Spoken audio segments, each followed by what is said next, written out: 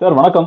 So இப்போ ரீசெண்டான supreme court வேர்டிக்ட பொறுத்தளவுல ஒரு பெரிய ஒரு பேசு பொருளா மாறி இருக்கு. ஸோ சுப்ரீம் கோர்ட் சொல்ற முக்கியமான ஒரு விஷயம் என்னன்னா, ஸ்டேட் கவர்மெண்ட் கிரீமி லேயரை ஐடென்டிஃபை பண்ணணும். அதுக்கப்புறம் கோட்டா பெனிஃபிட்ஸ் வந்து கிரீமி லேயர்ஸ்க்கு போகக்கூடாது அப்படின்ற ஒரு வேர்டிக்ட கொடுத்துருக்காங்க. அது போக சொல்ற இன்னொரு விஷயம் என்னன்னா, ஷெட்யூல் கேஸ்ட் ஷெட்யூல் ட்ரைப் கேட்டகரியை வந்து ஒரு ஹோமோஜினஸ் குரூப்பா நீங்க பார்க்க கூடாது, சப் கிளாசிபிகேஷனுக்கும் ஒரு ஸ்கோப் கிரியேட் பண்ணும் அப்படின்ற மாதிரி ஸ்டேட் கவர்மெண்ட் கையில அந்த பவர்ஸை வந்து கொடுத்துருக்காங்க. ஸோ அந்த வகையில எஸ்சி எஸ்டி கேட்டகரியிலேயே சில ஒடுக்கப்பட்ட குரூப்ஸ் இருப்பாங்க. ஸோ அவங்களுக்கும் பெட்டரா பெனிஃபிட்ஸ் போய் சேரும் அப்படின்றதுதான் சுப்ரீம் கோர்ட்டோட நோக்கமா இருக்கு. ஸோ இது பெரிய ஒரு டிஸ்கஷன்ஸையும் கிரியேட் பண்ணிருக்கு. இது எப்படி பாக்குறீங்க நீங்க?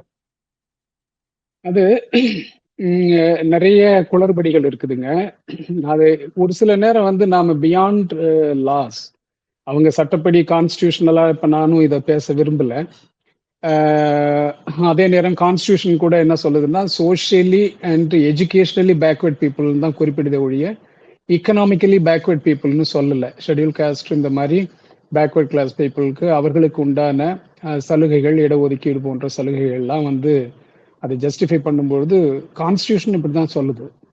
இப்போ இது ஒரு புறம் இருக்கட்டும், கான்ஸ்டியூஷனை விட்டுடுவோம். பட் இப்போ இங்க வந்து இத்தகைய ஒரு காரணம் கருதி அவர்கள் சொல்வதற்கு என்ன ஒரு தத்துவம் அவர்களை டிரைவ் பண்ணுது, என்ன மாதிரி ஒரு ஒரு கருத்தியல் கொண்டு இவர்கள் கான்ஸ்டியூஷனையும் துணைக்கு அழைத்து இது போன்ற ஒரு தீர்ப்பை அளிக்கிறார்கள் அப்படிங்கிறத நாம புரிஞ்சுக்கிட்டோம்னு சொன்னால், இது இது எதற்காக செய்யப்படுகிறது, இது செய்யக்கூடிய தாக்கம் என்ன இருக்குங்கிறது புரியும்னு நான் நினைக்கிறேங்க சார். அதாவது ஒண்ணு என்னன்னா, இது வந்து ரிசர்வேஷன் போன்ற ஒரு சிறப்பு திட்டங்களை அந்த மக்களுக்கு கிடைக்காத வகையில் தொலைநோக்கில் அதை டைல்யூட் பண்றதாகத்தான் இது வந்து நோக்கம் கொண்டதாக இருக்கிறது. காரணம் என்னவென்றால், இப்ப நாம வந்து ஹோமோஜீனியஸா இல்ல, இது ஹெட்ரோஜீனியஸா இருக்கு. அதாவது பலதரப்பட்ட வேறுபாடுகளை கொண்ட சமூக கூறுகளை கொண்டதாக இந்த பட்டியலின சாதியினர் இருக்கிறார்கள். ஆதலால் இவர்களுக்கிடையே உள் ஒதுக்கீடு கொடுக்கலாம். அதற்கு கொடுப்பதற்கு இவர்களில் அந்த வாய்ப்புகளை ஏற்கனவே பெற்றவர்கள் மீண்டும் பெறாத வண்ணம் ஒரு கிரீமி லேயர் மாதிரி ஏதோ ஒரு யார்ட்ஸ்டிக் வச்சு அதை அவர்களுக்கு புறக்கணித்து விட்டு இதர அந்த பலனை அடையாதவர்களுக்கு நிரப்ப வேண்டும்னு சொல்றாங்க. ஹோமோஜெனிட்டின்னு அப்படி நம்ம எடுத்துக்கிட்டோம்னு சொன்னால், இது வந்து ஹோமோஜீனியஸ் தான். சுப்ரீம் கோர்ட் சொன்னது தவறான ஒரு வாதம்ங்க. ஏன் இது ஹோமோஜீனியஸ்னு சொல்றோம் அப்படின்னு சொன்னால், இந்த சோசியலி அண்ட் எஜுகேஷனலி பேக்வேர்ட்னு கான்ஸ்டியூஷன் சொல்றத அந்த நார்ம்ஸ் படி பார்த்தீர்கள் என்றால், சமூக ரீதியாக என்னென்ன இடர்பாடுகளையும் டிஸ்கிரிமினேஷன்ஸ் இது போன்ற பாகுபாடுகளையும் இந்த மக்கள் தங்களுடைய வாழ்க்கையிலும் சமூக வாழ்க்கையிலும் பொருளாதாரம், வேலை வாய்ப்பு, கல்வி இது போன்ற அனைத்து துறைகளிலும் இவர்கள் சந்திக்கிறார்கள். அப்படிங்கிறத வைத்துத்தான் இது ரிசர்வேஷன் கொடுக்கப்பட்டது. அப்படி என்றால் இங்க இப்ப நாம வந்து இங்க தமிழ்நாட்டில் பறையர் எடுத்துப்போங்க, இங்க மகாராஷ்டிரால மகர் எடுத்துப்போம், உத்தரப்பிரதேசத்துல சம்மர் எடுத்துக்குவோம். எல்லாருமே பட்டியலின சாதியினர் தான். ஆனால் இந்த பட்டியலின சாதியினர்கள் வெவ்வேறான சமூக கூறுகளையும் அடையாளங்களையும் கொண்டிருக்கிறார்கள் என்பதிலும் மாற்று கருத்து இல்லை.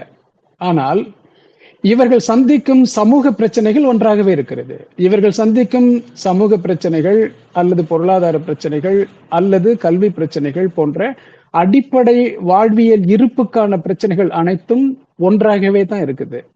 அப்போ ஒரு சமரோ மகரோ பறையரோ சந்திக்கின்ற அந்த சமூக பிரச்சனைகள், ஏற்றத்தாழ்வுகள், அந்த அன்டச்சபிலிட்டி என்று சொல்லக்கூடிய தீண்டாமை, இது போன்ற அனைத்து காரணிகளையும் வைத்து கொண்டு பார்த்தால் இவர்கள் ஹோமோஜீனியஸ் தானே. இவர்கள் எப்படி ஹெட்ரோஜீனியஸ் சொல்ல முடியும்? ஒன்று நம்ம நல்லா பார்க்கணும், ரொம்ப அருமையாக அதை கொண்டு இருக்கிறார்கள். பட்டியலினம் ஒரு லிஸ்ட் தான், அது ஒரு list of collected social groups. அந்த ஒரு லிஸ்ட் ஷெட்யூல்னு சொல்லும் பொழுதே, பட்டியல்னு சொல்லும் பொழுதே தெரியும் இது ஒன்று கிடையாது என்பது. ஒரு அடையாளப்பூர்வமாக ஒன்று கிடையாது தான். அவர்கள் பேசுகின்ற மொழி வேறு, அனைத்து அங்கங்களையும் வேறாகத்தான் இருக்கிறது. ஆனாலும் இவர்கள் அனைவரும் ஒரு சமூக தத்துவத்தின் அடிப்படையில, இந்த வர்ணாசிரம தத்துவத்தின் அடிப்படையில இவர்கள் புறக்கணிக்கப்பட்டு சாதிய ரீதியாக அடக்குமுறைகள், ஒடுக்குமுறைகள், அதுவும் ஏற்றத்தாழ்வுகள், தீண்டாமை, இவைகளெல்லாம் இவர்களை கல்வியிலும் பொருளாதாரத்திலும் வேலை வாய்ப்புகளிலும் இவர்களை முன்னிறுத்துவதற்கு தடையாக இருக்கிறது, பங்கு பெறுவதற்கு தடையாக இருக்கிறது என்ற ஒரு ஹோமோஜெனிட்டி இருக்கேன். இந்த ஹோமோஜெனிட்டி வந்து சுப்ரீம் கோர்ட்டுக்கு தெரியாதா, ஜட்ஜஸ்க்கு தெரியாதா? நீங்கள் நானும் தான் பேசணுமா? அப்ப இதுல இருக்கின்ற ஒரு உள்நோக்கத்தினை நாம் எடுத்துக்கொள்ள வேண்டும். சுப்ரீம் கோர்ட் வந்து உள்நோக்கத்துடன் இந்த தீர்ப்பை அளித்திருக்கிறது என்பதுதான் முதல் வாதமாக நான் வைக்கிறேன். அப்படி பார்க்கும் பொழுது இப்போ இந்த ஹோமோஜெனிட்டிங்கிறது இட் இஸ் அது வந்து தவறு என்று நம்ம ஒரு முடிவுக்கு வருகிறோம். இதுல மாற்று கருத்து இருந்தா நம்ம பேசலாம்.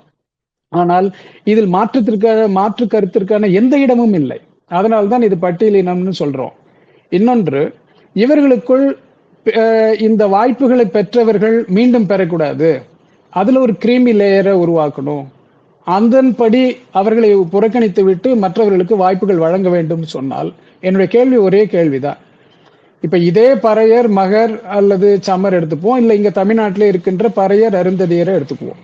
பறையருக்கும் அருந்ததியருக்கும் இடையில இருக்கின்ற ஹோமோஜெனிட்டி இன்னைக்கு இருக்கா இல்லையா? சுப்ரீம் கோர்ட் பதில் சொல்லிட்டு நான் ஒரு ஹோமோஜெனிட்டி சொல்லியிருக்கேன்.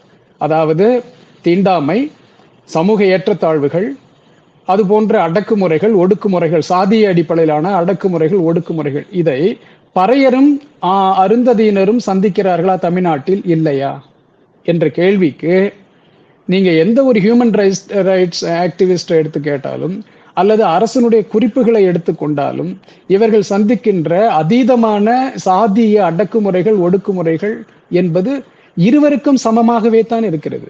இவர்களில் ஏற்றத்தாழ்வுகள் இருக்கிறது. ஏற்றத்தாழ்வுகள் என்றால் இதை நீங்க வந்து ஒரு டிஃபரன்சஸ் தான் எடுத்துக்கணும். ஒரு அருந்ததியருக்கும் ஒரு பறையருக்கும் இடையில இருக்கின்ற வேற்றுமை என்பது it's just a matter of difference. அது ஒரு சமூக கூறு, இது ஒரு சமூக கூறு. ஆனா இவர்கள் இருவரும் தமிழகத்தில் சந்தித்து வருவது என்பது மிகவும் முக்கியமாக நம்ம பார்க்க போனால், இப்ப வேங்க வயல்ல இருக்கிறது எந்த சமூகம், அல்லது கோயம்புத்தூர் ஈரோடு பக்கத்தில் இருக்கிறது அருந்ததி அந்த சமூகம். இவர்கள் இருவரும் அந்தந்த பகுதிகளில் வசிக்கின்ற எதிர்கொள்கின்ற சாதிய கொடுமைகளும் ஏற்றத்தாழ்வுகளும், வேலையில் அவர்கள் ஒதுக்கப்படுவதும், இவை அனைத்தையும் நீங்கள் எடுத்துக்கொண்டீர்கள் என்றால் இவை அனைத்திலும் புரியும் இவர்கள் அனைவரும் சந்திப்பது, இவர்கள் இருவரும் சந்திப்பது ஒரே தானே, ஒரே சிரமம் தானே. அதாவது வேர்ல்ட் பேங்க் சொல்லுங்க. ஒரே ஒரு சின்ன கேள்வி. இப்ப நீங்க சொன்னது போல பறையரும் அருந்ததியினரும் ரெண்டு பேருமே ஒரே சாதிய ஒடுக்குமுறை தான் ஃபேஸ் பண்றாங்க, அது எனக்கு புரியுது. இப்ப லெட்ஸ் சே ஸ்டேட் கவர்மெண்ட் வந்து அருந்ததியினர் மக்கள் வந்து இன்னும் ரொம்ப மோசமான ஒடுக்குமுறையை ஃபேஸ் பண்றாங்க, இன்னும் ரொம்ப நிறைய டிஸ்கிரிமினேஷனை ஃபேஸ் பண்றாங்க, ஸோ அவங்கள கொஞ்சம் ஃபோக்கஸ் பண்ணுவோம்னு நினைச்சு ஒரு ஸ்பெஷல் கோட்டா உள்ள ஒண்ணு கொடுக்குறாங்கன்னு வச்சுப்போமே, அதுல என்ன பாதிப்பு வரும்னு நினைக்கிறீங்க? ஏன்னா எப்படியுமே எஸ்சி எஸ்டி மக்களுக்கு தானே அது போகுது, ஸோ அதுல என்ன பெரிய பாதிப்பு ஏற்பட வாய்ப்பு இருக்கு? பாதிப்பு ஒன்றும் கிடையாது. அதாவது என்ன மாதிரி பாதிப்பு வந்து தொலைநோக்கில் நான் வந்து அதுக்கு தான் தத்துவத்திற்கு வரணும், தத்துவார்த்தமாக இதை பார்க்க வேண்டும். எதற்காக இந்த இடஒதுக்கீடு கொடுக்கப்பட்டது என்றால் சமூக ஊனத்திற்காக அளிக்கப்பட்டது. இதுல வந்து பறையர் வந்து பணக்காரங்களா இருக்காங்க கொஞ்சம் பேரு அருந்ததியரை சந்திக்கும் பொழுது, அல்லது இடஒதுக்கீட்டின் மூலமாக கல்வி வேலை வாய்ப்பை கிடைத்ததில் ஏற்கனவே அவர்கள் ஒரே கூறாக ரிசர்வேஷன்ல 18% இருக்கும் பொழுது பறையர்கள் அதிகமாகவும் அருந்ததியர் கம்மியாகவும் எடுத்திருந்திருக்காங்க அப்படி என்று கூறுவதை வைத்துக்கொண்டு இப்படி ஒரு ஒரு ஒரு வழிமுறையை நாம் கையாண்டோம் என்றால், இந்த கிரீமி லேயர் என்ற ஒரு வழிமுறையை கையாண்டு இவர்களுக்குள் உள் ஒதுக்கீடு என்ற ஒரு நிலைக்கு வந்தால் அந்த ஃபண்டமெண்டல் கான்செப்டே அடிபட்டு போயிடுங்க. காரணம் என்னன்னா, அதாவது சமூக ஊனத்தை இருவரும் சந்திக்கிறார்கள். இப்போ ஒரு உதாரணத்துக்கு நான் சொல்றேன். இப்போ வந்து ஒருவர் நல்ல வேலை வாய்ப்புல இருக்கிறார். இப்போ ஒரு பறையர் சமூகத்துல வேலைக்கு போயிட்டு ஒரு நல்ல வேலை வாய்ப்புல இருக்கிறாரு, அதே மாதிரி அருந்ததியர்ல இருக்கிறாங்க. அப்போ அதை அந்த வாழையடி வாழையாக அது பரம்பரையாக அவர்கள் அடுத்த ஜெனரேஷன் அதே வாய்ப்பினை பெறுகிறார்களா என்ற புள்ளி விவரம் சுப்ரீம் கோர்ட்டுக்கு இருக்குதா? எந்த அரசாவது செய்திருக்கிறதா? இப்போ ஒரு பறையர் வந்து ஒரு ஐஏஎஸ் அதிகாரியா இருக்காரு, அவருடைய பையன் வந்து ஐஏஎஸ் அதிகாரியா இருக்கிறாரா? அல்லது அங்க எங்கேயாவது குப்பை கொட்டிட்டு இருக்கிறாரா? அது மாதிரி குப்பையும் கொட்டிட்டு இருக்காரு. அது போன்ற நிலை தான் இங்க இருக்கிறது. தப்பி தவறி 2000 ஆண்டுகளுக்கு பிறகு ஒரு பறையரோ அருந்ததியரோ மேலே ஒரு ஜெனரேஷன்ல வந்து ஒரு வாய்ப்பை எடுக்கும் பொழுது அதே வாய்ப்பு பரம்பரையாக அவர்களுக்கு அளிக்கப்படுவதில்லை, கிடையாது, அப்படியும் முடியாது. அப்படி எனும் பொழுது இவர்கள் ஒரு ஐஏஎஸ் அதிகாரியோட பிள்ளை பறையனாக இருக்கும் பொழுது அதே வாய்ப்பை ஐஏஎஸ் ஆக அவர் பெறுவதோ, அல்லது ஐஏஎஸ் அவரும் ஆனால் கூட அவர் சீஃப் செக்ரட்டரியா வருவதோ, அல்லது மிக முக்கியமான இடங்களில் கேந்திரங்களில் இருந்து அரசு இயந்திரங்களில் இருந்து இந்த நாட்டையும் மக்களையும் வழிநடத்தக்கூடிய இடத்திலோ இருப்பார் என்பதற்கு நிச்சயமில்லை. அது போன்று இல்லவும் இல்லை. அப்படி இருக்கும் பொழுது இங்க நாம சமூக ஊனம் தான் பிரதானமாக இருக்கிறது எனும் பொழுது இங்கே உள் ஒதுக்கீடு என்று வந்துவிட்டால், இன்னைக்கு நான் பணக்காரன் ஆயிட்டேங்க, ஒரு ஜெனரேஷன் நான் ஒரு வேலைக்கு போயிட்டு ஏதோ ஒரு கார் பங்களாவோட இருக்கேன்னு வச்சுக்கோங்க, ஒரு பறையரா இருந்து நாளைக்கு நான் ஏழையா வீதிக்கு வந்துருவேனே, அது ஒரு யாட் ஸ்டிக் அது. ஆனால் சமூக ஊனம் என்பது பர்மனன்ட் இந்த நாட்டுல. இது 1500 2000 ஆண்டுகள் இருந்து வருகிறது. அது இன்னும் 1000 ஆண்டுகள் இருக்குமா தொலையுமா என்பதற்கு ஆருடம் சொல்ல முடியாது. ஆக சமூக ஊனம் மை சோசியல் ஐடென்டிட்டி, அதாவது ஒரு பறையருடைய அருந்ததியருடைய சமூக ஊனம், அவருடைய சமூக அடையாளம் என்பது நிரந்தரம். ஆனால் இன்னைக்கு அவர் வேலையில இருக்காரு, அவர் பையன் வேலையில இருக்காரு, அவர் வேலையில இருக்காரு, ஆனா நாளைக்கு அவருக்கு வேலையில இருப்பாரு இல்ல மாட்டாரு. இன்னைக்கு பணக்காரரா இருக்காரு, நாளைக்கும் பணக்காரரா இருப்பாருங்கிறதுக்கு உத்தரவாதம் கிடையாது. அப்படிங்கும் பொழுது எப்படி நீங்க ஒரு குடும்பம் ஒரு வேலைக்கு வந்துடுச்சு, ஒரு வாய்ப்பை பெற்று விட்டது என்ற ஒரே காரணத்தினால் பரம்பரையாக அவரை நீங்க அதுல இருந்து எடுக்க முடியும்? இது என்ன ஒரு கான்செப்ட்? இது அதுதான் சொல்ல வரேன். இது இடஒதுக்கீடு என்ற கான்செப்டையே இது துடைத்து எரிகிறதுங்க. நம்ம உதாரணத்துக்கு நாம இப்போ ஐநா சபையினுடைய அந்த அஃபர்மேட்டிவ் ஆக்ஷன், அதுதான் இவங்களுக்கு கன்ஃபியூஷன் என்னன்னா, இடஒதுக்கீட்டுக்கும் அஃபர்மேட்டிவ் ஆக்ஷனுக்கும் வித்தியாசம் தெரியாம இருந்துட்டு இருக்காங்க.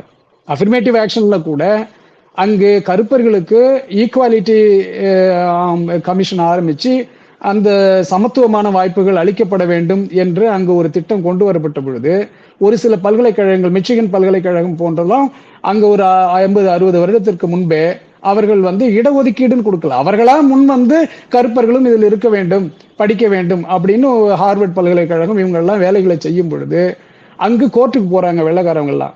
என்னன்னா, எதுக்கு இவனுக்கு நீங்க இடஒதுக்கீடு, இது இடஒதுக்கீடுன்னு இல்லாங்க, ஒரு அஃபர்மேட்டிவ் ஆக்ஷன், ஒரு சப்போர்ட், ஒரு வாய்ப்பை கொடுக்கறதுக்கு. அப்ப இதை இவர்கள் எதிர்க்கிறார்கள். அப்ப எதிர்க்கும் பொழுது அப்போ இருந்த ஜனாதிபதி லிண்டன் ஜான்சன் என்ன சொல்றாருன்னா, 300 ஆண்டுகளாக விலங்குகள் போன்று அது சங்கிலிகளால் பிணைக்கப்பட்டு அடிமைகளாக இவர்கள் ஒரு கருப்பர் என்ற அடையாளத்தினை, சமூக ஊனத்தினை கொண்டிருந்தவர்களுக்கு நீங்கள் இது போன்ற வாய்ப்புகளை அளிக்கவில்லை என்றால் இவர்கள் இந்த வாய்ப்புகளை அடைவது என்பது கனவாகவே ஆகிவிடும். ஆதலால் அவர்களுக்கு முன்னுரிமை அளிக்க வேண்டும் என்று சொல்லிட்டு, இதே ஒரு முன்னுரிமை ஏன் ஏழையான வெள்ளைக்காரங்களுக்கு கொடுக்க கூடாதுன்னு கோர்ட்ல கேஸ் போட்டாங்க வெள்ளைக்காரங்க எல்லாம். அப்போ அதற்கு கோர்ட்டே என்ன தீர்ப்பு சொல்லிச்சுன்னா, அவன் சமூக ஊனத்தினால் அந்த முன்னுரிமை அளிக்கப்பட வேண்டிய, அடைய வேண்டிய இடத்தில் இருக்கிறான். ஆனால் நீ பொருளாதாரத்தில் தாழ்ந்து இருக்கிறாய். ஆனால் நீ பொருளாதாரத்தில் வெள்ளைக்காரராகிய நீ பொருளாதாரத்தில் தாழ்ந்து இருந்தாலும் நீ சமூக ஊனம் உனக்கு இல்லாத காரணத்தினால், உனக்கு திறமை இருந்தால், அறிவு இருந்தால் நீ முன்னேறி இருக்க முடியும், நீ வாய்ப்புகளை பெற்றிருக்க முடியும். அதையும் தாண்டி நீ அந்த வாய்ப்புகளை பெற முடியவில்லை என்றால் உன்னுடைய கோளாறு, உன் தனி நபரான கோளாறை உடைய நீ சார்ந்திருக்கும் சமூகத்தின் கோளாறு கிடையாது, ஆனால் அவன் சார்ந்திருக்கும் சமூகத்தின் கோளாறு. ஆதலால் இங்கு எக்கனாமிக்கலி வீக்கர் செக்ஷன் சொல்லி இங்க ஒரு இடஒதுக்கீடு எல்லாம் கொடுத்து வச்சிருக்காங்களே, அதுவே சூழ்நிலை அங்க அமெரிக்காவில் 50 ஆண்டுகளுக்கு முன்பு கோர்ட்டுக்கே போகும்போது கோர்ட்டு நிராகரித்து விட்டது. இப்படிலாம் கிடையாது. நீ ஏழையா இருக்கின்றாய், வெள்ளைக்காரன் ஏழையா இருக்கின்றாய் என்றால் அது உன்னுடைய தனிப்பட்ட விஷயம், உன் சமூகம் சார்ந்ததுனால் நீ ஏழையா இல்லை. ஆனால் அவன் ஏழையா இருக்கான், அவன் கல்வி கிடைக்கல, அவனுக்கு வேலை வாய்ப்பு கிடைக்கலன்னால் அது அவன் திறமையையும் தாண்டி, அவனுக்கு திறமை இருந்தாலும் கூட அவனுடைய சமூக ஊனம் அவனுக்கு தடையாக இருப்பதனால் அவனுக்கு இந்த அஃபர்மேட்டிவ் ஆக்ஷன் சொல்றாங்க. ஏன் இந்த ஆர்குமெண்ட் இந்த நாட்டில் வரமாட்டேங்குது? ஏன் இங்க உள்ள சுப்ரீம் கோர்ட் ஜட்ஜுக்கெல்லாம் தெரியாதுங்களா? அதைத்தான் நான் சொல்கின்றேன். அஃபர்மேட்டிவ் ஆக்ஷன்னு நாம அதை அதற்கும் இடஒதுக்கீட்டுக்கும் நிறைய வித்தியாசங்கள் இருக்கிறது. அப்ப இந்த கிரீமி லேயர்ங்கிற கான்செப்டே பொருளாதார அடிப்படையில் இவர்கள் சலுகைகள் பெற வேண்டும் என்ற ஒரு கருத்தியல் பூர்வமாக ஒரு மாற்று ஏற்பாட்டிற்கு மடைமாற்றும் ஒரு முயற்சி தாங்க சுப்ரீம் கோர்ட் செய்யுதுங்க. அதாவது கிரீமி லேயருங்கிறது எதை வைத்து பண்ணுவது? வேலை வாய்ப்பு இருக்கா, பணத்துல ஒரு 8 லட்சத்துக்கு மேல சம்பளமா, இது ஒரு வருமானம் இருக்குதா, இது போன்ற பொருளாதார காரணிகளை கொண்டுதானே ஒரு கிரீமி லேயரை பண்ண முடியும், டிசைட் பண்ண முடியும். அப்படி என்றால் is it a question of economy of the people or the social issues of the people? இந்த கொஸ்டினை பாருங்களேன், நீங்க நல்லா புரியும். அப்ப எங்க கொண்டு போயிட்டு இருக்காங்க? இதை டைல்யூட் பண்ணணும்னா இது எக்கனாமிக் இஷ்யூவா கொண்டு போகணும். இது வர்க்க ரீதியான பிரச்சனைப்பா, இது சமூக ரீதியான பிரச்சனை அல்ல. ஆதலால் இப்படி கொண்டு வந்து விட்டால், ஏன் இப்படி ஒரு உள்நோக்கம் என்றால், இப்படி கொண்டு வந்து விட்டால் இவர்கள் ஏற்கனவே அளித்திருக்கும் இந்த எக்கனாமிக்கலி வீக்கர் செக்ஷன் உயர் சாதியினருக்கு கொடுத்திருக்காங்களா, அது ஜஸ்டிஃபை பண்றதுக்காக தான் இது வேலைங்க. ஏனென்றால் அது தவறு. அது கான்ஸ்டிடியூஷன் அதுதான் சொல்லுகிறது, அல்லது உலகளாவிய தத்துவங்கள் அனைத்தும் எதைத்தான் சொல்கிறது. என்ன கூறுகிறது என்றால், இந்த எக்கனாமிக்கலி வீக்கர் செக்ஷன் என்பதற்கு இது போன்ற இப்ப ஒரு பிராமணர் இருக்காருங்க, அவர் பொருளாதாரத்துல பின்தங்கி இருக்காரு, அவரால் 30 லட்சம் கட்டி மெடிக்கல் சீட் படிக்க முடியல, குறைந்த மார்க்கு நீட்ல பாஸ் பண்ணியிருக்காருன்னு வச்சுங்க.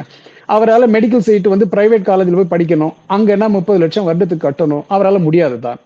அதற்கு நீங்க லோன் கொடுங்க. இதுதான் அஃபர்மேட்டிவ் ஆக்ஷன்ங்கிறது. அதாவது இந்த அஃபர்மேட்டிவ் ஆக்ஷன்ல நீங்க பொருளாதார ரீதியாகவும் உதவி செய்ய வேண்டும் என்றால், உயர் சாதியினருக்கோ பிராமணர்களுக்கோ அல்லது அந்த அந்த பொருளாதார ரீதியில் அவர்களுக்கு நீங்க சலுகைகள் வழங்க வேண்டும் என்றால், நீங்க என்ன மாதிரியான அஃபர்மேட்டிவ் ஆக்ஷன் எடுங்க. இலவசமா பணம் கூட கொடுங்க.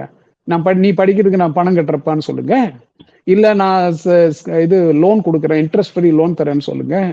இல்ல நீங்க என்னென்ன இதற்கு முயற்சிகளை எடுத்து உயர் சாதியினரை மேலும் மேலும் இன்னும் வாய்ப்புகளை ஏழையாக இருக்கிறவர்களுக்கு செய்ய வேண்டுமே செய்யுங்க.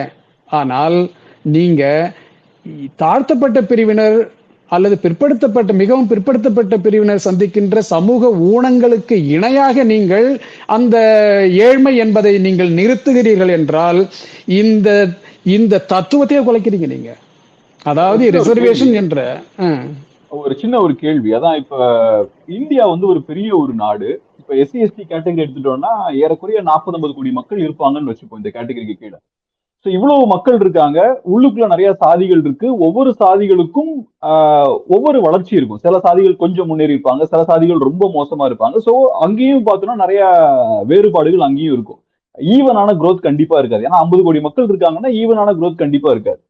ஸோ சில மக்கள் இந்த லாஸ்ட் ஒரு 30-40 இயர்ஸ் அவங்க பெருசா க்ரோ ஆகாம கவர்மெண்டோட பெனிஃபிட்ஸ்லாம் அவங்களுக்கு போய் சேர்ந்திருக்காது, அவங்க கீழே இருப்பாங்க இல்லையா? ஸோ அவங்களை எப்படி ஃபோக்கஸ் பண்ணி அவங்களை எப்படி வெளியே கொண்டு வருது பாவர்ட்டில இருந்து, அவங்களுக்கு எப்படி ஆப்பர்ச்சுனிட்டிஸ் கொடுக்கறது, அது எப்படி பண்ணலாம்னு நினைக்கிறீங்க? இல்ல அதுதான், அதாவது பொதுவாகவே பாவர்ட்டி இந்த எக்கனாமிக்ஸ் அது அந்த ஆஸ்பெக்ட்னு நீங்க பாத்தீங்கன்னாலே அதுக்கு சமூகம் இரண்டரை கலந்ததான ஒரு விஷயமா இருக்குங்க. அதாவது இது வர்க்க ரீதியான சமூகம் கிடையாது. இந்திய சமூகம் இது 6000-7000 சாதிகளை கொண்ட சாதிய கட்டமைப்பில் உருவானது.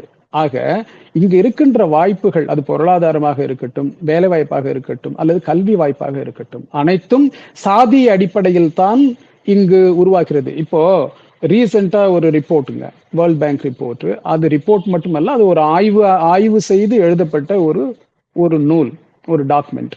அந்த டாக்குமெண்ட் என்ன சொல்லுது என்றால், இந்த அனதர் ஒரு 2 டிகேட்ஸ், ஒரு அனதர் 10 இன்னும் வருகாலங்களில் ஒரு 10-20 ஆண்டுகளுக்குள் இந்தியாவில் தாழ்த்தப்பட்ட மிகவும் பிற்படுத்தப்பட்ட பெரும்பான்மை வகுப்பை சார்ந்த இளைஞர்கள் குலத்தொழிலை செய்யக்கூடிய வாய்ப்புகள் தான் அதிகமாக இருக்கிறது அப்படின்னு சொல்லுதுங்க. இதுக்கு என்னங்க அர்த்தம் இருக்கு?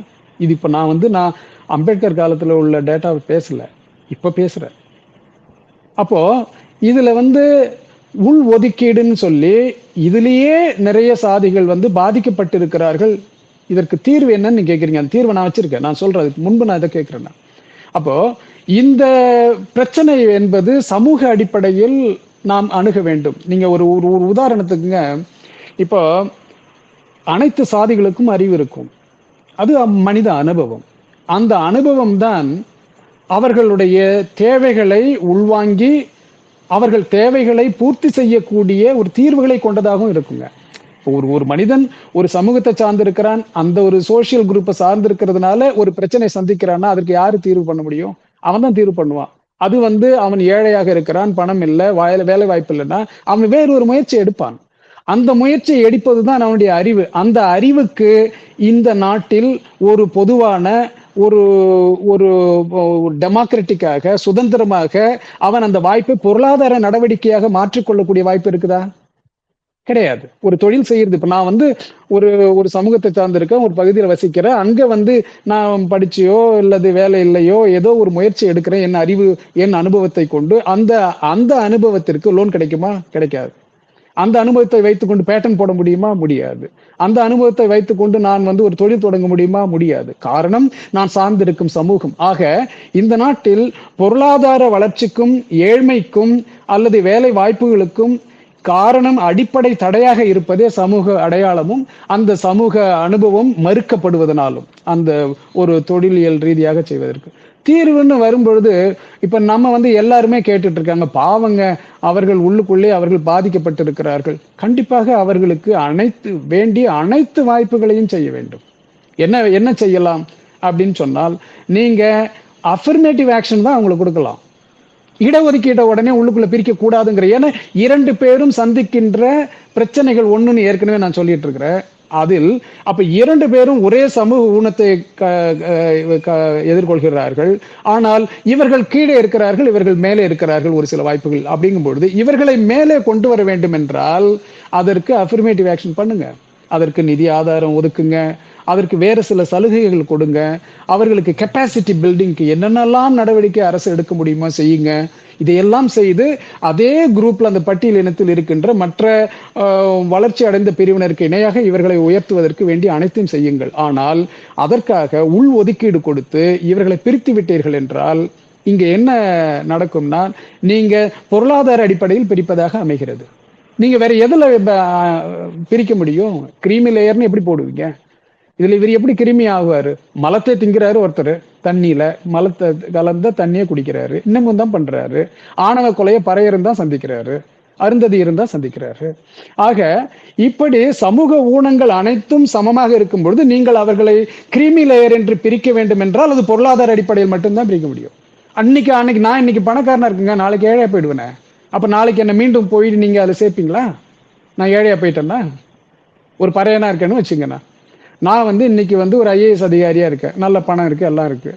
நாளைக்கு என் பிள்ளை வந்து வீதியில நிற்பான், அவன் வந்து வாய்ப்பு இல்லை, பொருளாதார வாய்ப்புல ஏழையா போயிட்டான்.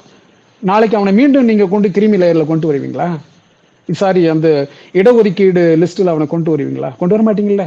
அதனால this is so transient and temporary and it cannot judge this consistently over a period of generation after generation.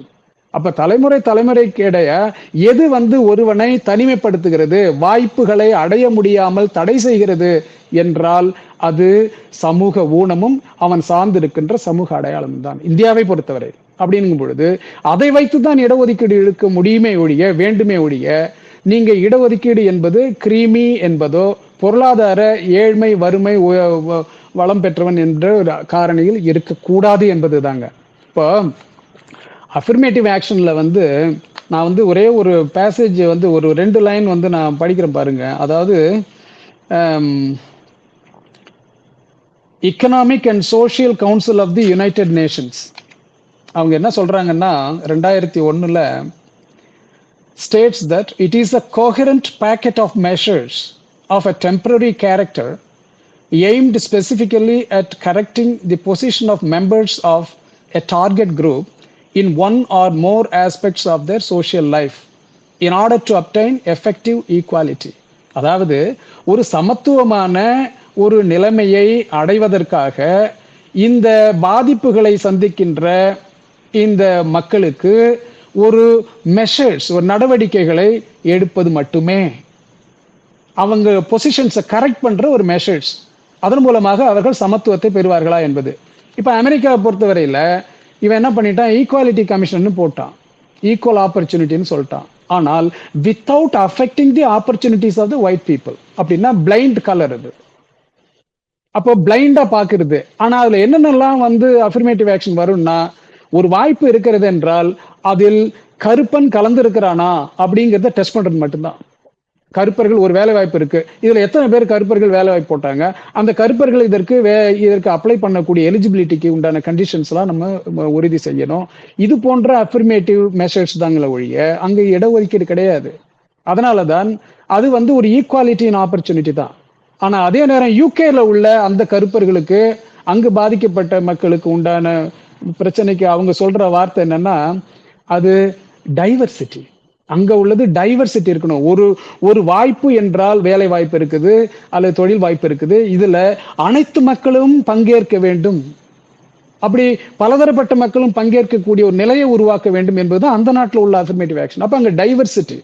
இது ரெண்டுமே நீங்க பாத்தீங்கன்னா எதை சொல்லுதுன்னா, டைவர்சிட்டியா இருக்கட்டும், ஈக்குவாலிட்டி இன் ஆப்பர்ச்சுனிட்டி அமெரிக்காவில் இருக்குது அதுவா இருக்கட்டும், இது எல்லாமே இது ஒரு ஃபெசிலிட்டேட்டிவ் சிஸ்டம். ஆனால் இந்தியாவில் இருப்பது பாசிட்டிவ் டிஸ்கிரிமினேஷன்.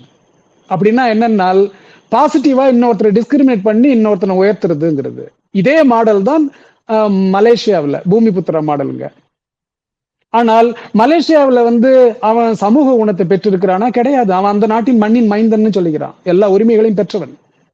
ஆனால் சமூக ஊனத்தை பெறாமலேயே வெறும் பொருளாதார அடிப்படையில் மட்டும் தாழ்வு பெற்ற ஒரு நிலையில் இருக்கக்கூடிய மலாய்க்காரன் அந்த நாட்டு மண்ணின் மைந்தன் என்று கூறிக்கொண்டு எனக்கு இதில் உரிமை இருக்கிறது, எனக்கு அதுல ஷேர் வேணும்னு எடுக்கிறான். அங்க இடஒதுக்கீடு கிடையாது. ஷேர் பொருளாதாரத்தில் பெட்டி கடை ஆரம்பிக்கணும்னா கூட மலாய்க்காரனுக்கு இவ்வளவு பெர்சன்டேஜ் சீட்டுன்னு இருக்குங்க. 70% அவங்களுக்கு கொடுக்கணும். இதுதான் இருக்குது. சட்டத்துல 40% தான். ஆனால் நீங்க 70% பொருளாதார வாய்ப்புகள் மலாய்க்காரனுக்கு, 70% கல்வி வாய்ப்புகள் மலாய்க்காரனுக்கு. ஆனா அவனுடைய பெர்சன்டேஜ் பாப்புலேஷன் 40% தான். முன்னாடி 15 ஆண்டுகளுக்கு முன்பு 32%. ஆக ஆனால் பொருளாதார ஒரு ஏற்றத்தாழ்வுகளை சந்திக்கின்ற மலாய்க்காரன் நிரந்தரமா எனக்கு எல்லாத்துலயும் பங்கு வேணும்னு அடிப்படையா பங்கா எடுத்துக்கிறான். இடஒதுக்கீடு கிடையாது அவனுக்கு. ஆனால் இங்கு பொருளாதார வாய்ப்புகளையும் இழந்து இங்கு சமூக ஊனத்தை ஆயிரக்கணக்கான ஆண்டுகள் சந்தித்து வரும் ஒரு சமூகத்திற்கு நீங்கள் பொருளாதார அடிப்படையில் நீங்க கிரீமி லேயர் ஒதுக்குறீங்க. எவ்வளவு ஒரு தத்துவ கோளாறு. உங்களுடைய நாட்டினுடைய சட்டத்தெல்லாம் குப்பையில தூக்கி போடுங்க. உங்க கான்ஸ்டியூஷன் எல்லாம் குப்பையில தூக்கி போடுங்க. கருப்பு கோட்டை உட்காந்துக்கிட்டு நீங்க கோர்ட்ல உட்காந்து பேசுறது எல்லாமே குப்பையில போடுங்க. நீங்க இதுக்கு வாங்க. இதுக்கு எந்த ஜட்ஜியாவது இதுக்கு பதில் சொல்லுங்க. Is it philosophically, scientifically, rationally justifiable? இல்லையா? அப்படின்னு வரும்பொழுது எவ்வளவு ஒரு பயங்கரமான படு பாதகமான ஒரு நிலை. நாளைக்கு அப்போ சமூக ஊனம் என்பதே அடைப்பட்டு அது முற்றிலும் மறுக்கப்பட்டு ஒதுக்கப்பட்டு நாளைக்கு எங்க கொண்டு நிறுத்துவீங்கன்னா, இவெல்லாம் எல்லாம் வந்துட்டுப்பா, நீயும் கார்ல போற, நீ டாக்ஸ் கட்டுற, நீ ஐடி டிபார்ட்மெண்ட் பணம் கட்டிட்டு இருக்கிற, அதனால எல்லாம் ஒன்னாயிட்டீங்கப்பா அப்படின்னு சொல்லுவான். ஒன்னானவன் தான் மீண்டும் இந்த காலத்திலேயே ஆணவ படுகொலை நடக்குது. எவ்வளவு கிரைம் ரேட் அதிகமாக இந்தியாவில் முன்பு இருந்ததை விட அதிகமாக தாழ்த்தப்பட்ட மக்கள் மீது அதிகமாக வருகிறது என்று குறிப்புகள் கூறுகிறது. அப்போ நீங்க இதையெல்லாம் கணக்குல எடுத்துக்கணும். நீங்க கிரீமி லேயர்னு எந்த கணக்கு வச்சு எடுப்பீங்க? ரைட். சார், இப்போதான் நீங்க சொன்னது போல இப்ப கிரீமி லேயரை பொறுத்தளவுல ரிசர்வேஷனுக்குள்ள நம்ம அதை கொண்டு வரும்போது ரிசர்வேஷன் அப்படின்ற அந்த கான்செப்டே அதை டைல்யூட் பண்ணுதுன்னு நீங்க சொல்றீங்க. கரெக்டான விஷயம். ஏன்னா இப்ப கிரீமி லேயர்ன்றது பொருளாதார அடிப்படையில கொண்டு வரப்படுற ஒரு கான்செப்ட். பட் இப்போ ஒரு கேள்வி என்னன்னா, ரிசர்வேஷன் இப்ப பல ஆண்டுகளா நம்ம ஃபாலோ பண்ணிட்டு இருக்கோம். இந்த ரிசர்வேஷன் எஸ்சி எஸ்டி கேட்டகரியில கூடிய மக்கள் இருக்காங்க இல்லையா, சோசியல் குரூப்ஸ் இருக்கு இல்லையா, எல்லா சோசியல் குரூப்ஸையும் ஈக்குவலா போய் சேர்ந்திருக்கா? எல்லா சோசியல் குரூப்ஸும் அது அந்த ரிசர்வேஷன் வழியா அவங்க ஈக்குவலா ரெப்ரசென்ட் பண்ணப்பட்டிருக்காங்களா? அப்படி இல்லைன்னா என்ன பண்ணலாம்னு நினைக்கிறீங்க? அதாவது எந்த ஒரு ஒயிட் பேப்பரும் இல்லைங்க. அதாவது சென்சஸ்ல இந்திய அரசு சுதந்திரம் பெற்று சென்சஸ்ல ஒரு கம்யூனிட்டிக்கு டேட்டா எடுத்திருக்காங்கன்னா அது எஸ்சி எஸ்டிக்கு தான். ஏன்னா அது நீங்க இந்த வகுப்பு வாரி கணக்கெடுப்புங்கிறது எல்லாரையும் உள்ளடக்கியதாக இப்ப பேசிட்டு இருக்கோம். ஆனால் இதற்கு முன்பே சுதந்திரம் அடைந்ததிலிருந்து எடுத்த அந்த குறிப்புகள் எல்லாம் பாத்தீங்கன்னா எஸ்சி எஸ்டிக்குங்கிறது எடுத்தே ஆக வேண்டும்ங்கிறது இந்திய நாட்டினுடைய சட்டம். அதனால அவங்க எடுத்துக்கிட்டு தான் இருக்காங்க. ஆனால் அந்த டேட்டா வெளியில கொடுக்கறது இல்லை. ஆனாலும் இதை வெளியில அவர்கள் வெளியிட்டார்கள் என்றால் யாரு இறங்கியிருக்காங்க, அந்த எஸ்சி எஸ்டின்ற காம்பனண்ட்டுக்குள்ளேயே எந்தெந்த சமூக கூறுகள் ஒரு தாழ்வு நிலை அடைந்திருக்கிறார்கள், யாரெல்லாம் உயர்ந்திருக்கிறார்கள் என்று கணக்கெடுக்க வேண்டும். அது தெரிய வேண்டும். அதற்கு உண்டான இன்டர்வென்ஷன்ஸ் கண்டிப்பா இருக்கணும். ஆனால் இப்போதைக்கு நாம எந்த டேட்டாவும் இல்லாத காரணத்தினால் இதுல இவர்கள் உயர்ந்திருக்கிறார்கள், இவர்கள் தாழ்ந்திருக்கிறார்கள் என்று சொல்ல முடியாது. ஒருவேளை அப்படி அந்த சமூக கூறுகளில் ஒன்று மற்றவர்களை விட தாழ்ந்த நிலையில் இருந்தால் அவர்களுக்கு கண்டிப்பாக இவர்களும் அவர்களும் மேல் நோக்கி வளரக்கூடிய அஃபர்மேட்டிவ் ஆக்ஷனை மட்டும்தான் எடுக்கணும். இடஒதுக்கீடு கூடாது. ஏனென்றால் அது இடஒதுக்கீட்டிற்கான அந்த தத்துவத்திற்கான அந்த நோக்கத்திற்கான அனைத்து காரணங்களையும் அது அழித்துவிடும்.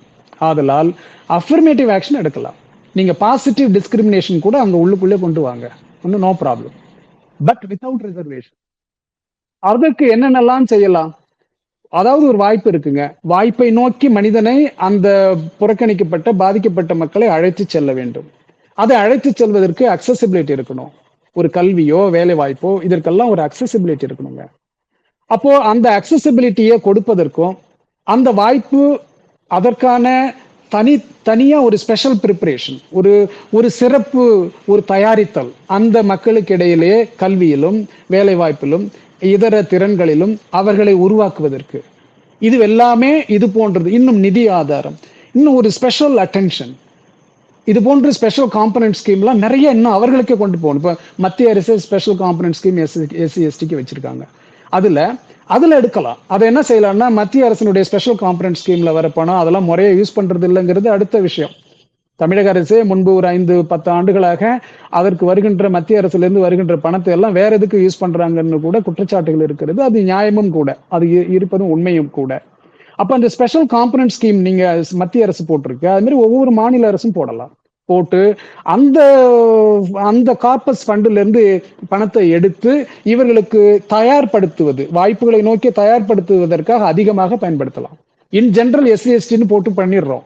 அப்ப அதுல என்ன செய்யலாம்னா இப்ப தமிழ்நாட்டுல அருந்ததியர்களுக்கோ அல்லது மற்ற பாதிக்கப்பட்ட பிரிவினருக்கோ அதிகமான ஒரு அந்த தயாரிப்பு பணிக்கான அவர்களை தயாரிக்கும் நோக்கத்திற்கான அந்த வேலைகளுக்கு பயன்படுத்த வேண்டும். இதெல்லாம் தான் அஃபர்மேட்டிவ் ஆக்ஷனுங்க. இதை செய்யலாம். ஆனா நான் மேல ஒண்ணு சொல்ல விரும்புறேன். என்ன விஷயம்னா, இருக்கின்ற வேலை வாய்ப்புகளோ இந்த எஸ்சி எஸ்டி இது போன்ற பட்டியலின சாதிக்கு இருக்கின்ற வாய்ப்புகள் எங்கெங்க இருக்கு? ஒரு சில லட்சம் அரசு வேலை வாய்ப்புகள் மட்டும்தான் கொடுக்குறோம். இங்க பொதுத்துறை நிறுவனங்கள் எல்லாத்தையும் அழிச்சாச்சு. இப்போ ஆர்மியும் கூட டிஃபென்ஸ் கூட பார்ஷியலா அது ரிசர்வேஷன் இல்லாத ஒரு நிலைக்கு கொண்டு போயிட்டாங்க. நீங்க railway department largest employer in the world, அதுவும் தனியார் மயம் ஆயிட்டு இருக்கு. வங்கிகள் எல்லாம், நேஷனலைஸ் பேங்க் எல்லாம் தனியார் மயம், கல்வி தனியார் மயம். நீங்க எந்த துறை எடுத்தாலும் இருக்கின்ற அரசு வேலை வாய்ப்புகள் எல்லாம் நல்லிஃபை பண்ணப்பட்டு எல்லாம் தனியார் மயமாயிட்டு இருக்கும் பொழுது அரசு உருவாக்குகின்ற ஒரு சில அரசு பதவிகளில் மட்டும்தான் நம்ம பேசிட்டு இருக்கோம். இங்க இருக்கிறது நீங்களே சொன்னீங்க, எஸ்சி எஸ்டி 40-50 கோடி மக்கள் இருப்பாங்க. இருக்கின்ற ஒரு சில ஆயிரங்கள் தான் அவர்களுக்கு, ஒரு சில ஆயிரங்கள் தான். டோட்டல் லட்சங்கள்ல இருக்கிற வாய்ப்புகள்ல அவர்களுக்கு கிடைக்கக்கூடியது ஒரு சில ஆயிரங்கள் தான். 40 கோடி 50 கோடி மக்களுக்கு இங்கே ஒரு சில ஆயிரங்கள் தான் அரசு வாய்ப்புகள் இருக்குது. அப்படி என்றால் மீதி வாய்ப்புகள் எல்லாம் எங்க இருக்கு? சமூகத்திலும் தனியார்லயும் இருக்குது. அதற்கு இடஒதுக்கீடு இருக்கா? இன்னொன்னு சொல்றேங்க, அமெரிக்காவோட அஃபர்மேட்டிவ் ஆக்ஷனை இந்த ஊர் ஆட்கள் எல்லாம் பேசிட்டு இருக்காங்களா, வாய்க்கீழே பேசுறாங்களே, அதுதான் இருக்கணும், இது மாதிரி இடஒதுக்கீடு இருக்கக்கூடாது அப்படி இப்படின்னு சொல்றாங்களே, அவர்களுக்கு கேட்கிறேன், அங்க அரசு பதவிகள் மட்டுமா அஃபர்மேட்டிவ் ஆக்ஷன் இருக்கு? நீங்க ஒரு கம்பெனி வச்சிருக்கீங்க, பப்ளிக் லிமிடெட் கம்பெனி வச்சிருக்கீங்க அமெரிக்காவிலன்னா, you must ensure that you followed all affirmative action to make it your employment opportunities, your economic opportunities inclusive of black people. கருப்பனையும் உள்ளடக்கிய பொருளாதார வேலை வாய்ப்பு நடவடிக்கைகளை ஒரு நிறுவனம் செய்திருக்கிறதா? ஒரு தனியார் நிறுவனம், பப்ளிக் லிமிடெட் கம்பெனி அப்படி செய்தால்தான் அங்க நீங்க கம்பெனியை ஆரம்பிக்க முடியும், நடத்த முடியும், தொழில் செய்ய முடியும். இந்தியாவில் இருக்காது. அப்போ இருக்கின்ற பல ஆயிரம் கோடி வாய்ப்புகள் எல்லாம் வெளியில இருக்குங்க. அங்க இடஒதுக்கீடு கிடையாது. இருக்கிற சும்மா 1000 போஸ்டுக்கு இதனால ஒரு பறையர் உயர்ந்துட்டாரு, இதனால ஒரு அருந்ததியர் தாழ்ந்துட்டாரு. இந்த பறையருக்கும் அருந்ததியருக்கும் நீங்க ஏன் பொருளாதாரத்துல வாய்ப்பு கொடுக்க மாட்டேங்கிறீங்க? What is the stake in the economy, in your economy? சொல்லுங்க. முக்கியமான ஒரு பாயிண்ட் சார். இப்ப நீங்க சொன்னது என்னன்னா, ஒரு சைடுல இந்தியாவோட பாப்புலேஷன் எக்ஸ்பேண்ட் ஆகிட்டே இருக்கு. இந்த லாஸ்ட் ஒரு 30-40 இயர்ஸ் பெரிய லெவல்ல எக்ஸ்பேண்ட் ஆயிருக்கு பாப்புலேஷன். இன்னொரு சைடுல கவர்மெண்ட் ஜாப்ஸ் ஷ்ரிங்க் ஆகிட்டே இருக்கு.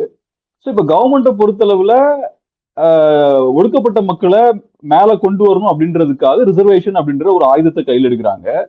ஸோ இந்த ரிசர்வேஷன் எஃபெக்டிவா ஒர்க் ஆகணும்னா நிறைய கவர்மெண்ட் ஜாப்ஸ் இருக்கணும், கவர்மெண்ட்ஸுக்கு நிறைய வேலை வாய்ப்பு கிரியேட் பண்ணி கொடுக்கக்கூடிய கெப்பாசிட்டி இருக்கணும். பட் அதெல்லாம் இப்ப இல்ல. ஸோ ஆட்டோமேட்டிக்கா ரிசர்வேஷனால வரக்கூடிய பெனிஃபிட்ஸும் ஆட்டோமேட்டிக்கா கம்மியாகிட்டே தான் இருக்கும்.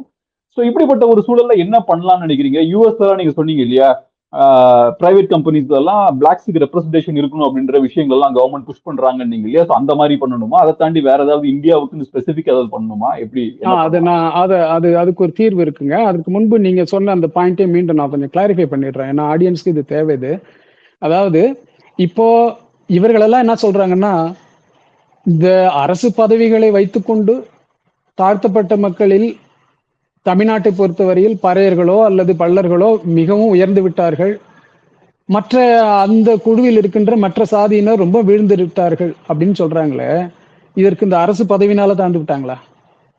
நீங்க ஒரு சென்சஸ் கொடுக்க சொல்லுங்க, டேட்டா கொடுக்க சொல்லுங்க. எத்தனை ஆயிரம் பேர், எத்தனை ஆயிரம் குடும்பங்கள் தமிழ்நாட்டில் பறையர்கள் அரசு பதவிகள் இருக்கிறார்கள், அருந்ததியர்கள் அரசு பதவியில் இருக்கிறார்கள். இந்த அரசு பதவிகளும் இது போன்ற வாய்ப்புகளும் தான், இடஒதுக்கீட்டின் மூலம் பெறக்கூடிய வாய்ப்புகள் தான் இவர்களை உயர்த்துகிறதா? இல்லை இவர்கள் பெரும்பாலும் இவர்களுடைய வாழ்வாதாரம் எதில் ஒழிந்திருக்கிறது? விவசாயத்திலும் கிராமப்புறத்திலையும் அங்கேயும் இங்கேயும் குப்பை தொட்டிலையும் தானே ஒதுங்கி இருக்கு. நீங்க அவனை போய் இந்த இடஒதுக்கீடு பொறுத்தனால அவன் வளர்ந்து போட்டான்னு சொல்லிட்டு கூவி கூவுறீங்களே சுப்ரீம் கோர்ட் வரைக்கும். என்ன அறிவின்மை! இதை முதல்ல புரிஞ்சுக்கணும். பொருளாதாரம் எங்க இருக்கிறது, வேலை வாய்ப்பு எங்க இருக்கிறது, பொருளாதார நடவடிக்கைகள் எங்க இருக்கிறது, சமூக தளத்தில் இருக்கிறது, பொருளாதார தளத்தில் இருக்கிறது. அங்க இடஒதுக்கீடு கிடையாது, அஃபர்மேட்டிவ் ஆக்ஷன் கூட கிடையாது, ஒரு லோன் கூட கிடையாது. ஏதாவது ஒரு ஸ்கீம் சொல்லுங்க இவர்களுக்கு. ஏதோ ஒரு ஸ்கீம், இந்த தாட்கோ ஸ்கீம்லாம் வந்து பல்லு ஏதோ அந்த அது என்ன சொல்றாங்க, ஒரு ஒரு ஒரு புக்கிஷ் டைப்புங்க அதெல்லாம். அதனால எந்த பலனும் கிடையாது. உண்மையிலேயே இவர்கள் அங்கு பங்கேற்கக்கூடிய வாய்ப்பு என்ன? 2003 திரு வாஜ்பாய் அவர்கள் பிரைம் மினிஸ்டரா இருக்கும் பொழுது அவர் வந்து இந்தியா ஷைனிங்னு சொல்றாரு. அவர் வாஜ்பாய், அவரையும் நான் சொல்றேன், அவர் தான் முதல்ல எக்கனாமிக் வீக்கர் செக்ஷன் முதல்ல அப்போ கொண்டு வர்றதுக்கு முயற்சி எடுத்தார். அந்த டிபேட் வந்து ஆரம்பிச்சாங்க. ஆனால் அதுக்கு நிறைய எதிர்ப்பு வந்ததுனால அவரால் செய்ய முடியல, நிறுத்திட்டாங்க. அவரும் ஒரு மைனாரிட்டி அரசுங்கிறதுனால அதனால செய்ய முடியல. அப்போ இல்லை என்றால் வாஜ்பாயே செய்திருப்பார் இந்த எக்கனாமிக் வீக்கர் செக்ஷனுக்கு உண்டான இடஒதுக்கீடு. அதை விட்டுடுவோம். ஆனால் அப்போ அவர் இந்தியா ஷைனிங்னு சொல்லும் பொழுது 2004 நான் வந்து ஒரு புத்தகத்தை நான் வெளியிடுறேன். அந்த புத்தகத்தினுடைய தலைப்பு ப்ரிஃபரன்ஷியல் பார்ட்டிசிபேஷன் ஆங்கிலத்தில். இது ஒரு ஆர்டிகிளா தான் எழுதுனா, அப்புறம் இந்த புக்கா போடணும்னு 10,000 காப்பிகள் இதை போட்டு நாம தமிழ்நாடு முழுக்க ஆங்கிலத்திலும் தமிழிலும் இதை நாம வெளியிட்டோம். இதை படிச்சு பார்த்தா தெரியும் இதுல தீர்வு என்னங்கிறது. நீங்க கேட்ட கேள்விக்கு தீர்வு அதுல தான் நான் வைத்திருக்கிறதா நினைக்கிறேன். அதாவது இடஒதுக்கீடு என்பது ஒரு சலுகை, பூமி புத்திரா மலேசியாவில் என்பது உரிமை. அங்க அமெரிக்காவிலும் இங்கிலாந்திலும் அங்க இங்கிலாந்துல டைவர்சிட்டி, அங்க அமெரிக்காவில் ஈக்குவல் ஆப்பர்ச்சுனிட்டி என்பது எல்லாம் அது வந்து ஒரு அஃபர்மேட்டிவ், ஒரு சப்போர்ட்டிங் சிஸ்டம், அவ்வளவுதான். இதில் இந்தியர்களுக்கு இங்கு இருக்கின்ற சாதியினால் பொருளாதாரம், சாதிய அடையாளத்தினால், சாதிய ஊனத்தினால், அடக்குமுறைகளினால் இவன் பொருளாதார வாய்ப்பினை பெற முடியாமல் இருக்கின்றான் என்பதுதான் இந்தியாவுடைய நிலைமை. இது எந்த நாட்டுக்கும் பொருந்தாது, இந்தியாவுக்கு மட்டும்தான் பொருந்தும். அப்படிங்கும் பொழுது இங்கு இடஒதுக்கீடு என்பது, அப்பெல்லாம் என்ன சொன்னாங்க, அம்பேத்கர் 10 வருடம் கழிச்சு இதை எடுத்துடலாம், மக்கள் வளர்ச்சி அடைந்து விட்டால் இடஒதுக்கீட்டுன்னு நம்ம ரிமூவ் பண்ணிடலாம் அப்படின்னு சொன்னாரு. ஏன் இன்னும் பண்ணலன்னு நிறைய பேர் கேட்குறாங்க. ஆனால் அதே அம்பேத்கர் அங்க வட்டமேஜை மாநாட்டில் பூனா பேக்ட் வரைக்கும் அந்த உங்களுக்கு தெரியும், அதுல இவர்களுக்கு சுதந்திரம் அடைவதற்கு முன்பே இடஒதுக்கீடும் வாய்ப்புகளில் உரிமையும், அந்த பாராளுமன்றம் சட்டமன்றத்துல அந்த இடஒதுக்கீடு இதெல்லாம் இருக்கணும்னு முன்னாடியே வாங்கியாச்சு. இவர்கள் வந்து கொடுத்தது கிடையாது. இவர்கள் கொடுத்தாலும் கொடுக்காவிட்டாலும் அது என்றும் இருக்கும். ஆனாலும் அம்பேத்கர் சொன்னதையே வைத்துக் கொண்டால் கூட 10 ஆண்டுகளுக்கு மேல் இது ஏன் சென்று கொண்டிருக்கிறது என்றால், இந்த 75 ஆண்டு கால சுதந்திர இந்தியாவில் நாம் பார்த்து விட்டோம், இடஒதுக்கீட்டினால் இந்த மக்களுக்கு எந்த பெரிய பலனும் இல்லை என்பது. கல்வியில ஓரளவு வாய்ப்பு கிடைச்சது, பொருளாதாரத்துல அந்த வேலை வாய்ப்புல ஓரளவு வாய்ப்பு கிடைச்சது. இப்போ அந்த கல்வியும் அந்த வேலை வாய்ப்பும் இவர்களுக்கு இந்த காலத்தில் கிடைக்கக்கூடிய தரத்தில் அது இல்லாத பொழுது quality opportunities are not there for them. Because of that BA படிச்சுட்டு செக்யூரிட்டி வேலைக்கு தான் போறாங்க அந்த சமூகத்துல. இது நிறைய நடக்குதுங்க, டேட்டா எடுக்க சொல்லுங்க வரும். ஆக குவாலிட்டி ஆப்பர்ச்சுனிட்டிஸ் முன்னாடி வந்து குவாண்டம், அது வால்யூம். இப்போ 100 வாய்ப்பு இருக்கு, 18 வாய்ப்பு கொடுத்தாங்க, பரவாயில்லப்பா போயிட்டான். ஆனா இன்னைக்கு அந்த வாய்ப்புகள் எல்லாம் தனியார் மயமாக்கப்பட்டு விட்ட பின்பு இங்க இருக்கின்ற வாய்ப்புகள் சிறிதாகப்பட்டு விட்டது. இதில் குவாலிட்டி ஆப்பர்ச்சுனிட்டிஸ், தரமான வாய்ப்புகள் கல்வியில. இப்ப இவன் படிக்கிற கல்வி, ஒரு தாழ்த்தப்பட்ட பிரிவை சார்ந்த மாணவன் படிக்கின்ற கல்வி, இன்னொரு மாணவன் படிக்கின்ற கல்வி, இதுவெல்லாம் பெரும்பாலான அந்த இடஒதுக்கீடை தாண்டிய தனியார் மயமாக்கப்பட்ட கல்வித்துறையில எங்க கிடைக்குது? இவன் வருடத்துக்கு 10 லட்சம் கொடுத்து படிக்க முடியாது. ஆக இப்படி குவாலிட்டி ஆப்பர்ச்சுனிட்டிஸ், தரமான வாய்ப்புகள் அற்ற நிலையில் இருப்பதால் இடஒதுக்கீடு இன்றும் சரி, அன்றிலிருந்து இன்று வரை இவர்களுக்கு உண்டான ஒரு உயர்வு நிலைக்கு இவர்களை அழைத்து செல்லவில்லை. இது ஒரு உண்மை. இப்போ இந்த இடஒதுக்கீடு என்பது சலுகையாக இருக்க வேண்டுமா, அல்லது இது இவர்களுடைய உரிமையாக இந்த தேச வளர்ப்பில், தேச உருவாக்கலில், நேஷன் பில்டிங்கில் இவர்கள் பங்கேற்கக்கூடிய, இவர்களுக்கு உரிமையுடன் கிடைக்கக்கூடிய வாய்ப்பாக இருக்க வேண்டுமா? ஒரு நாட்டில் தேச உருவாக்கல் என்பது, நேஷன் பில்டிங் என்பது, அந்த நாட்டில் உள்ள அனைத்து மக்களும் அவர்களுடைய விருப்பு வெறுப்பு, அவர்களுடைய தேவை மற்ற தேவையற்ற தன்மைகள் அனைத்தையும் உள்ளடக்கியதாக ஒரு தேச உருவாக்கம் இருக்கணும்.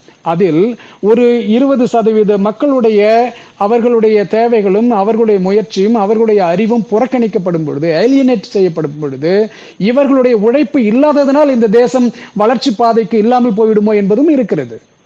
இது அதனால்தான் டைவர்சிட்டின்னு இங்கிலாந்துல சொல்றான். டைவர்சிட்டின்னு ஏன் சொல்றான்னா, இங்கிலாந்துல அனைத்து மக்களும், கருப்பர்கள் உட்பட அனைத்து மக்களுடைய அறிவும் இந்த நாட்டு வளர்ச்சிக்கு பயன்பட வேண்டும், ஆதலால் அவர்கள் வேலை வாய்ப்பில் இருக்கணும், கல்வியில் இருக்கணும், எல்லாவற்றிலும் பொருளாதாரத்தில் இருக்கணும்னு அவன் சட்டம் போடுறான். அதுபோன்று இங்கு தனியார் துறை, அரசு துறை என்று பாரபட்சம் இல்லாமல் அனைத்து பொருளாதார துறைகளிலும், அனைத்து வேலை வாய்ப்புகளிலும், அனைத்து கல்வி வாய்ப்புகளிலும் இந்த தாழ்த்தப்பட்ட, புறக்கணிக்கப்பட்ட மக்கள் பங்கேற்க வேண்டும். இந்த பங்கேற்பு என்பது அவருடைய பலனுக்காக அல்ல, இந்த தேச வளர்ச்சிக்காகவும் தேச உருவாக்கலில் அவருடைய பங்கு, அவருடைய அறிவு இருக்க வேண்டும் என்பதற்காக இருக்க வேண்டும் என்றுதான் நான் கூறுகிறேன். அப்படி என்றால் இதற்கு தீர்வு பிரிஃபரன்ஷியல் பார்ட்டிசிபேஷன் தான், பங்கேற்பில் முன்னுரிமை. ரிசர்வேஷன் என்பது இடஒதுக்கீடு என்பது சலுகை. அதை தாண்டி அது உரிமையாக இவர்கள் பங்களிக்கக்கூடிய இந்த நாட்டிற்கும், இந்த விவசாயத்திற்கும், இங்கு இருக்கின்ற ஐடி துறை, இன்னும் அறிவியல் துறை, அனைத்து துறைக்கும் அவர்களும் பங்கு அளிக்க வேண்டும். அப்பொழுதுதான் இந்த நாடு வளரும் என்பதற்காக அவர்களுடைய பங்கு உரிமையாக அளிக்கப்பட வேண்டும். அதற்கு பிரிஃபரன்ஷியல் பாசிட்டிவ் டிஸ்கிரிமினேஷன் இந்த அனைத்து துறைகளிலும் இருக்க வேண்டும். அதற்கான ஒரு சட்ட நடவடிக்கைகள், கான்ஸ்டிடியூஷனல் அமெண்ட்மெண்ட்ஸோ அல்லது அதற்கான பொருளாதார கொள்கைகளும் திட்டங்களும் வகுக்க வேண்டும். இதை செய்தால் இவர்கள் ஒரு சில ஆயிரங்களுக்காக அந்த வேலை வாய்ப்புகளுக்காக போராடுவதை விட்டுவிட்டு இந்த நாட்டு வளர்ச்சிக்கான அனைத்து பொருளாதார அங்கங்களிலும், கல்வியிலும், அறிவியல் துறையிலும், ஆராய்ச்சி துறையிலும் இவர்கள் பங்களித்து இந்த நாட்டினுடைய வளர்ச்சிக்கும் இவர்கள் பயன்பட வேண்டும். அந்த நிலைக்கு வர வேண்டும் என்றால் பிரிஃபரன்ஷியல் பார்ட்டிசிபேஷன் என்ற ஒரு சட்ட வடிவத்தினை உருவாக்க வேண்டும். அது அனைத்து துறைகளிலும் இவர்கள் உரிமையுடன் பங்கேற்கக்கூடிய வாய்ப்புகளை உருவாக்குவதாக சட்டப்பூர்வமாகவும் கொள்கை ரீதியாகவும் இருந்து செய்ய வேண்டும் என்பதுதான் தீர்வாக இருக்க வேண்டும் என்று கருதுகிறேன். இல்லை என்றால் ஒரு சில ஆயிரங்கள் வேலை வாய்ப்புகளை பயன்படுத்தி இந்த மக்கள் உயர்ந்து விட்டார்கள், கார் வாங்கி விட்டார்கள், பங்களா கட்டி இருக்கிறார்கள் என்று கூறுவது இது அடிமுட்டாள்தனமான ஒரு அசர்ஷன்.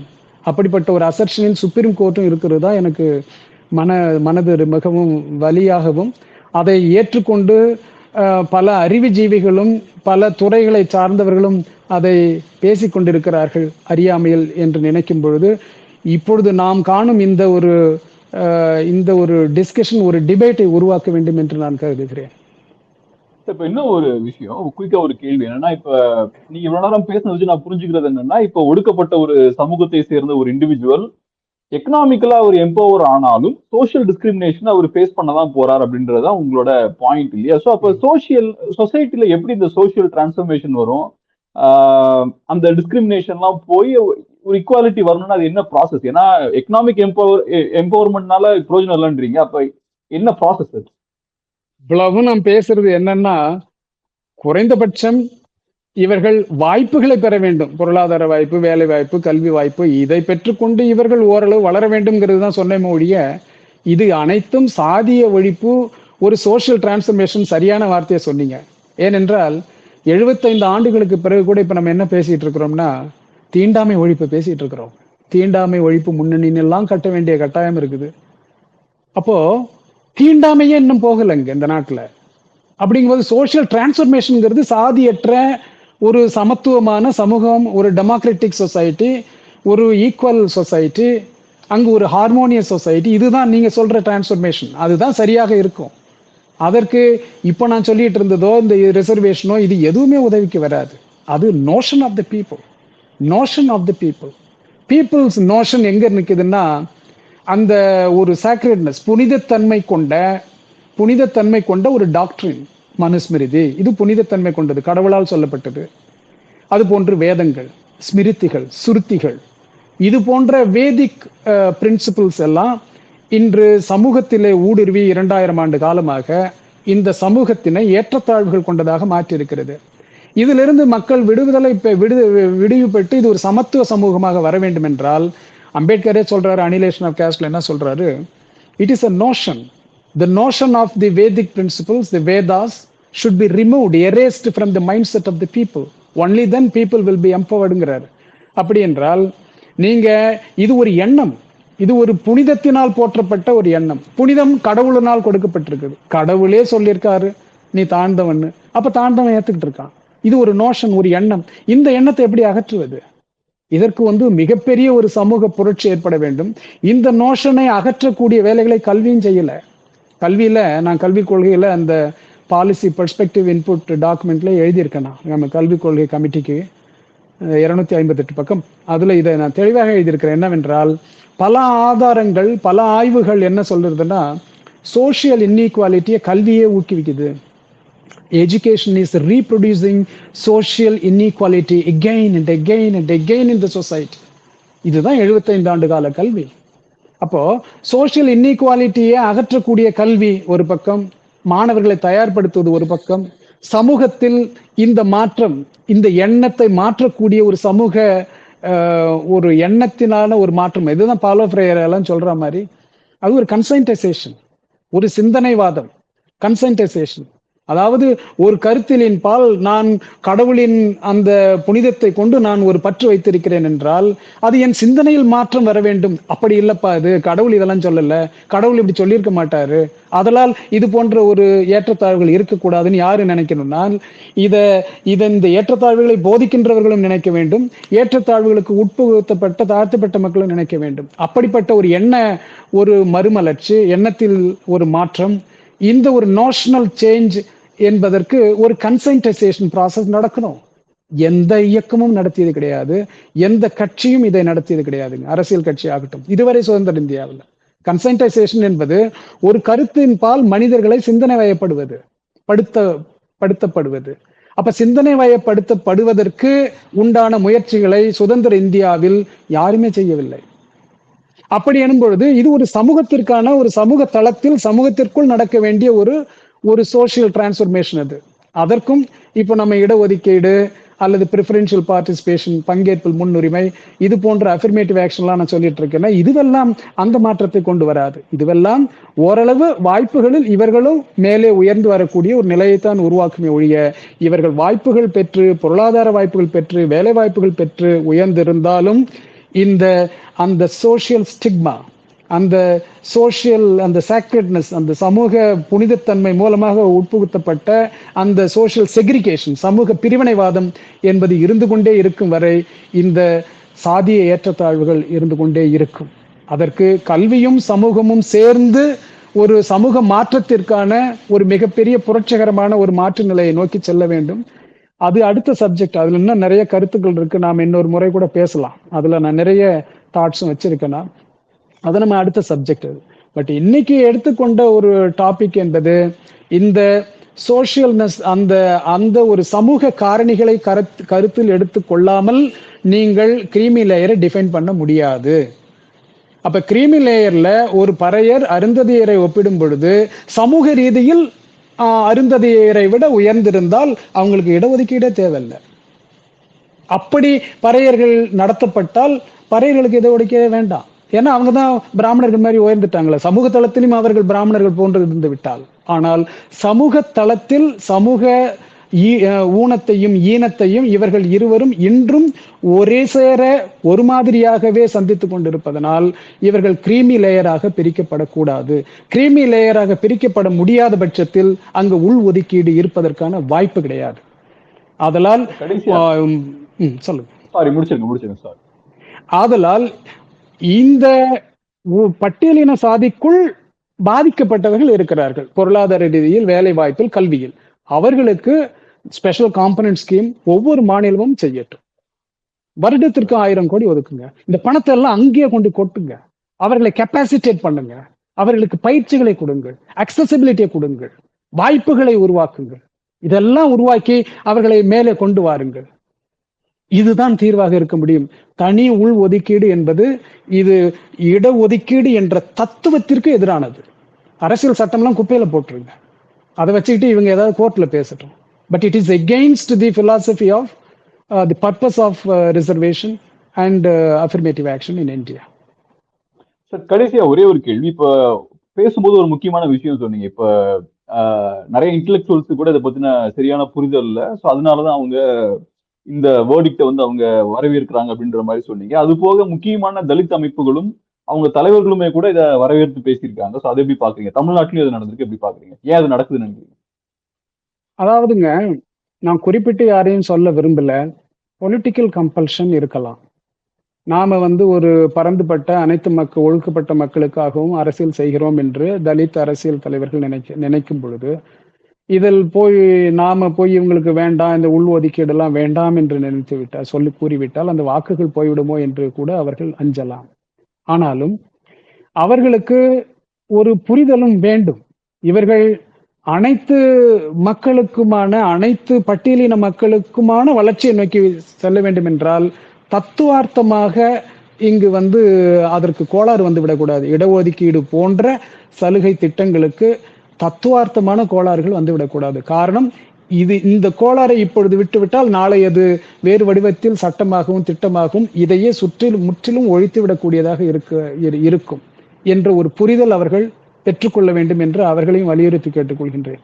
ஆனால் நான் அவர்களை குற்றச்சாட்டு சொல்லல, அப்படி ஏற்றுக்கொண்டுகின்ற தலித் தலைமைகளுக்கும் சேர்த்து சொல்கின்றேன், அவர்களுடைய சிந்தனையில் கோளாறு இருக்கிறது, அதை திருத்திக் கொள்ள வேண்டும் என்று கூறிக்கொள்கின்றேன். ரொம்ப நன்றி சார். நாங்கள் பிஸியான டைம்ல அருமையான ஒரு பேட்டி கொடுத்ததுக்கு ரொம்ப நன்றி. தேங்க்யூ. ரொம்ப நன்றி சார். வணக்கம்.